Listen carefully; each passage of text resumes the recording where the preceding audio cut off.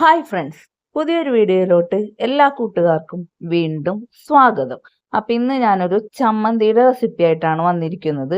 അപ്പൊ എന്ത് വെച്ചാണ് ആ ചമ്മന്തി ഉണ്ടാക്കിയെന്ന് നിങ്ങൾക്ക് അറിയണ്ടേ? വേറൊന്നും വെച്ചിട്ടല്ല, ചിക്കൻ വെച്ചിട്ടുള്ള ഒരു അടിപൊളി ടേസ്റ്റി ചമ്മന്തിയുടെ റെസിപ്പിയാണ്. അപ്പൊ ഈ ഒരു ചമ്മന്തി മാത്രം മതി നമുക്ക് ചോറ് കഴിക്കാൻ, വേറെ ഒരു കറിയുടെ ആവശ്യമില്ല. അപ്പൊ അതെങ്ങനെയെന്ന് നോക്കിയാലോ? പോകാം വീഡിയോയിലേക്ക്. അതിനായിട്ട് ഞാനിവിടെ ഒരു 5-6 കഷ്ണം ചിക്കൻ എടുത്തിട്ടുണ്ട്. എല്ലില്ലാത്ത ചിക്കൻ എടുക്കാൻ പ്രത്യേകം ശ്രദ്ധിക്കണം. അതിലേക്ക് 1/2 ടീസ്പൂൺ മുളക് പൊടി, 1/4 ടീസ്പൂൺ മഞ്ഞൾപ്പൊടി, ഒരു നുള്ള് ഉപ്പ് എന്നിവ ചേർത്ത് നന്നായിട്ട് മിക്സ് ചെയ്ത് മാറ്റി വയ്ക്കുക. ഇനി ഒരു പാൻ അടപ്പത്ത് വെച്ചിട്ട് അതിലേക്ക് കുറച്ച് ഓയിലോ അല്ലെങ്കിൽ വെളിച്ചെണ്ണയോ ഒഴിച്ചു കൊടുക്കുക. അതിലേക്ക് നേരത്തെ മാരിനേറ്റ് ചെയ്ത് മാറ്റി വെച്ചിരിക്കുന്ന ചിക്കൻ ഓരോ പീസായിട്ട് ഇട്ട് കൊടുക്കുക. തീ ലോ ഫ്ലെയിമിൽ വെക്കാൻ പ്രത്യേകം ശ്രദ്ധിക്കണം. എന്നിട്ട് തിരിച്ചും മറിച്ചിട്ട് അതൊന്ന് പൊരിച്ചെടുക്കുക. പൊരിച്ചെടുത്ത ചിക്കൻ ചൂടാറാനായിട്ട് ഒന്ന് മാറ്റി വെക്കണം.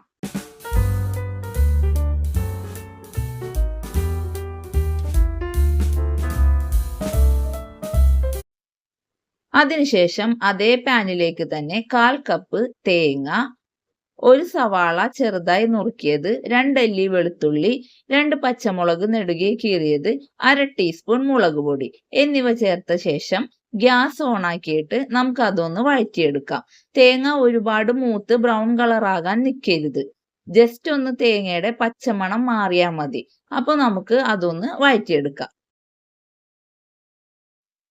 ഈ ഒരു പരുവത്തിലാണ് വേണ്ടത്. ഇത് ചൂടാറാനായി മാറ്റി വെക്കാം.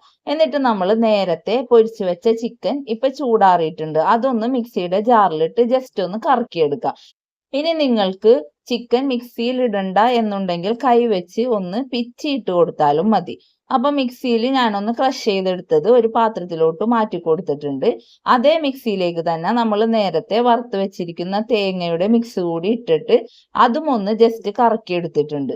ഇനി ചിക്കൻ നമ്മൾ മാറ്റി വെച്ച അതേ പാത്രത്തിലോട്ട് ഈ തേങ്ങയുടെ മിക്സും കൂടി ഇട്ട് കൊടുത്തിട്ട് നന്നായിട്ട് കൈവച്ച് മിക്സ് ചെയ്യുക. അപ്പോൾ ഈ സമയത്ത് ഉപ്പ് നോക്കിയിട്ട് വേണമെന്നുണ്ടെങ്കിൽ ഉപ്പ് ചേർക്കാവുന്നതാണ്. അപ്പൊ ഞാനൊരു ഇത്തിരി ഉപ്പ് കൂടി ചേർത്ത് കൊടുത്തിട്ടുണ്ട്. അപ്പൊ അതേ ഇത്രേ ഉള്ളൂ, നമ്മുടെ ചിക്കൻ ചമ്മന്തി റെഡി ആയിട്ടുണ്ട്. ഈ ഒരു ചമ്മന്തി മാത്രം മതി നമുക്ക് ചോറ് കഴിക്കാനായിട്ട്, വേറെ ഒരു കറിയില്ലെങ്കിലും കുഴപ്പമില്ല, അത്രയ്ക്ക് ടേസ്റ്റ് ആണ്. അപ്പൊ എല്ലാവരും ഇതൊന്ന് ട്രൈ ചെയ്ത് നോക്കണം. എന്നിട്ട് നിങ്ങളുടെ അഭിപ്രായങ്ങളും നിർദ്ദേശങ്ങളും പറയാൻ മറക്കരുത്. അപ്പൊ അടുത്തൊരു വീഡിയോ ആയിട്ട് വീണ്ടും കാണാം. Thanks for watching.